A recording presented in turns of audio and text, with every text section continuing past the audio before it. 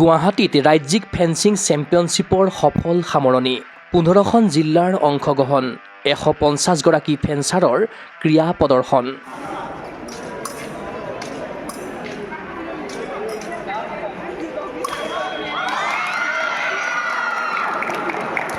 যোৱা ২৮ আৰু ২৯ মাৰ্চত গুৱাহাটীৰ পল্টন বজাৰস্থিত ছাই ইনডোৰ ষ্টেডিয়ামত অনুষ্ঠিত হয় ৰাজ্যিক ফেন্সিং চেম্পিয়নশ্বিপ ২০২৫-২৬। অসম ফেন্সিং সন্থাৰ উদ্যোগত অনুষ্ঠিত প্ৰতিযোগিতাখনত অংশগ্ৰহণ কৰিলে ১৫খন জিলাই। ছাব জুনিয়ৰ, কেডেট, জুনিয়ৰ আৰু ছিনিয়ৰ শাখাত আয়োজিত প্ৰতিযোগিতাখনত সমাৱেশ ঘটিল প্ৰায় ১৫০ গৰাকী খেলুৱৈৰ। EP ফইল আৰু ছাৰ্ভে ইভেণ্টত ল'ৰা-ছোৱালী উভয়ে ক্ৰীড়াংগনত উজাৰি দিলে শ্ৰেষ্ঠত্ব। দেওবাৰে অনুষ্ঠিত সামৰণি অনুষ্ঠানত উপস্থিত থাকিল গুৱাহাটী ছাইৰ কাৰ্যবাহী সঞ্চালক DK মিট্টাল, প্ৰাক্তন মন্ত্ৰী তথা অসম ফেন্সিং সন্থাৰ প্ৰতিষ্ঠাপক সভাপতি দুৰ্গা দাস বড়ো, খেলো ইণ্ডিয়া হাই পাৰফৰ্মেন্স চেণ্টাৰ গুৱাহাটীৰ সঞ্চালক নাগা সুব্ৰমণিয়ম ৰমন, অসম চেপাক টাক্ৰ সন্থাৰ সম্পাদক ডক্টৰ বিষ্ণুৰাম নুনিছা, অসম হেণ্ডবল সন্থাৰ সম্পাদক অমল নাৰায়ণ পাটোৱাৰী, অসম ফেন্সিং সন্থাৰ উপসভাপতি মনোৰঞ্জন ডেকা, বিশ্বজিৎ মেটেই, সম্পাদক বিপুল শৰ্মা আদি বিশিষ্ট ব্যক্তি। আজি ৩টা কেটেগৰীত ষ্টেট চেম্পিয়নশ্বিপ হৈছে আমাৰ ইয়াত। বিশেষকৈ এইবাৰ যিটো পাৰ্টিচিপেশ্যন ইলেকশ্যন চলি আছে তাৰ মাজতো আমাৰ ল'ৰা ছোৱালী যিটো পাৰ্টিচিপেশ্যন মোৰ দেন 157 মান হৈছে প্লেয়াৰ্ছ ল'ৰা ছোৱালী। আৰু এই প্ৰতিযোগিতাখন ছাইৰ এই কমপ্লেক্সটোতে অনুষ্ঠিত হৈছে। মই প্ৰথমে ছাই অথৰিটিক মই ধন্যবাদ জ্ঞাপন কৰিছোঁ মই চেয়াৰমেন হিচাপে। আৰু আমাৰ যিখিনি খেলুৱৈ আজি খেলিবলৈ আহিছে মই ভাবোঁ যে ইয়াৰ পৰা সম্ভাৱনাপূৰ্ণ খেলুৱৈ কেইবাগৰাকী ওলাব। উইমেন্সত আছে, বিশেষকৈ মেন্সতো ২-এজন আছে মই যি দেখিছোঁ। আৰু ৩টা কেটেগৰীতে আমাৰ ইয়াত প্ৰতিযোগিতা হৈছে। আজি ডাইৰেক্টৰ স্পৰ্টছ আমাৰ অলিম্পিক সন্থাৰ বিষয়ববীয়াসকলকো নিমন্ত্ৰণ কৰা হৈছিল, তেখেতসকলো আজি উপস্থিত আছে।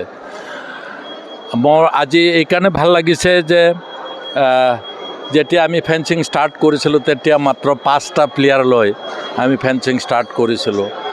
আজি মই ভাবোঁ ইনফ্ৰাষ্ট্ৰাকচাৰ প্ৰথমবাৰৰ কাৰণে মাননীয় মুখ্যমন্ত্ৰী হিমন্ত বিশ্ব শৰ্মা ডাঙৰীয়াই গোটেই অসমতে সমষ্টি ৱাইজ ইনডোৰ ষ্টেডিয়াম আৰু আউটডোৰ ষ্টেডিয়াম বনাইছে। এই যে ইনডোৰ ষ্টেডিয়ামবিলাক হৈছে, এই গেমটো যিহেতু ইনডোৰ গেম, ইনডোৰ চেম্পিয়নশ্বিপ হ'ব পাৰে এইটোত। গতিকে সকলোতে এতিয়া আমি ফেন্সিং আৰম্ভ কৰিব পৰা হৈছোঁ। সেইটো আমাৰ কাৰণে খুব ডাঙৰ এচিভমেণ্ট হৈছে।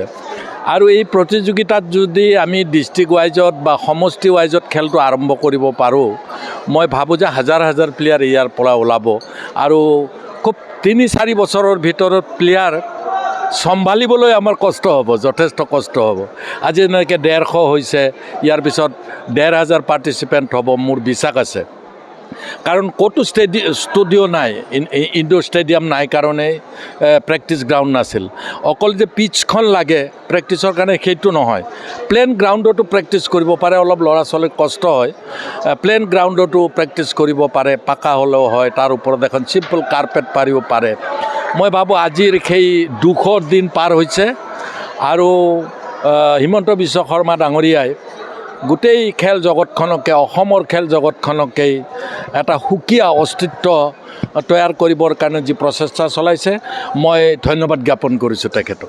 নিমন্ত্ৰিত অতিথিসকলে পদকজয়ী খেলুৱৈসকলক মেডেল প্ৰদানেৰে কৰিলে উৎসাহিত।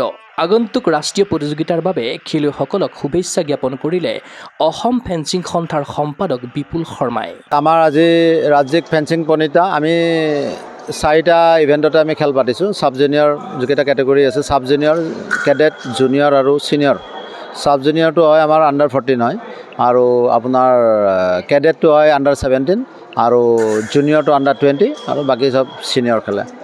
আমি এই 3টা ইভেণ্টতে EP ফইল আৰু চেবাৰ 3টা শাখাতে আমি খেলটো আমি ইয়াতে অনুষ্ঠিত কৰিছোঁ। 2টাতে দলীয় আৰু ব্যক্তিগত শাখা 2টাতে কৰিছোঁ। আৰু আমি যিখিনি ছাব জুনিয়ৰ, কেডেট আৰু জুনিয়ৰত আমি ইণ্ডিভিজুৱেল কৰিছোঁ, আৰু ছিনিয়ৰত আমাৰ টিম ইভেণ্ট আছে। আৰু এই যিটো আমাৰ ৰাজ্যিক প্ৰতিযোগিতা আছে, আমাৰ অহা বছৰ যিবিলাক খেল অনুষ্ঠিত, ৰাষ্ট্ৰীয় প্ৰতিযোগিতা অনুষ্ঠিত হ'ব নেশ্যনেলৰ কাৰণে, আমি ইয়াৰ পৰাই আমি চিলেক্ট কৰিম। কিন্তু এটা কথা, আমাৰ এই এপ্ৰিলৰ 21 তাৰিখে আমাৰ উত্তৰাখণ্ডত নেশ্যনেল আছে কেডেট। আমাৰ ইয়াৰ পৰাই চিলেকশ্যন যিকেইটা মেডেলিষ্ট প্লেয়াৰ সেইকেইটাই পাৰ্টিচিপেট কৰিব। আৰু যদি ৰাষ্ট্ৰীয় প্ৰতিযোগিতা 3 মাহ বা 6 মাহ পিছুৱাই যায়, আমি তেতিয়া আকৌ চিলেকশ্যন ট্ৰায়েল কৰিম।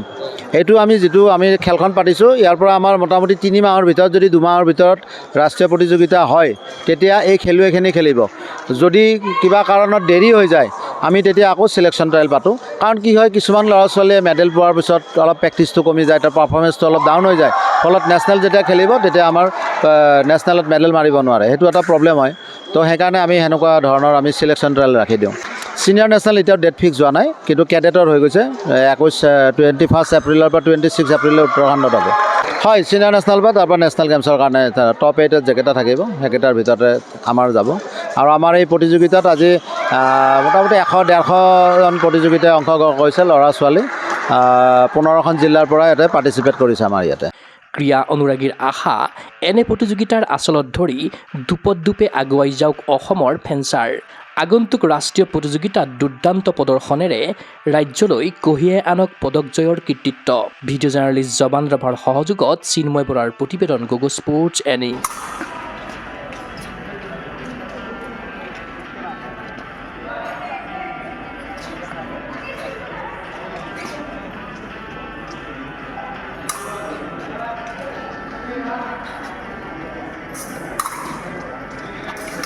অসম তথা উত্তৰ পূবৰ কাৰাটে ক্ষেত্ৰৰ বাবে সুখবৰ। গুৱাহাটীৰ ভেটাপাৰা চাৰিআলিত মুকলি হ'ল কাৰাটে ক্ৰীড়াৰ বিশেষ বিপণী তৃষ্ণা স্পৰ্টছ। কিয়ৰ দ্বাৰা এপ্ৰুভ বিভিন্ন ব্ৰেণ্ডৰ কাৰাটেৰ সামগ্ৰী, কাৰাটেৰ সাজ পোছাক এই বিপণীত উপলব্ধ।